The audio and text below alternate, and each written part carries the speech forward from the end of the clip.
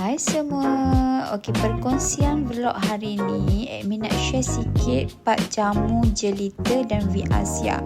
Macam yang korang tengok dekat video ni, ini adalah antara produk-produk daripada Viasia dan jamu jelita. Yang ni lah paling laku. Setiap bulan memang kita akan restock sebab dia ada penggemar yang sendiri. So kalau korang nak tahu antara mereka punya kebaikan adalah untuk membaiki dalaman wanita dan mencerahkan kulit.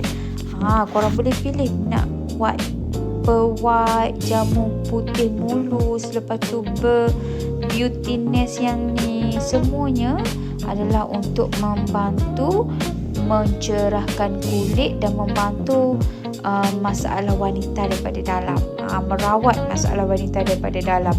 Lepas tu kita ada juga jenis detox. Kalau korang nak yang jenis detox pun boleh. Yang bestnya packing ni, dia dah bagi satu shaker free.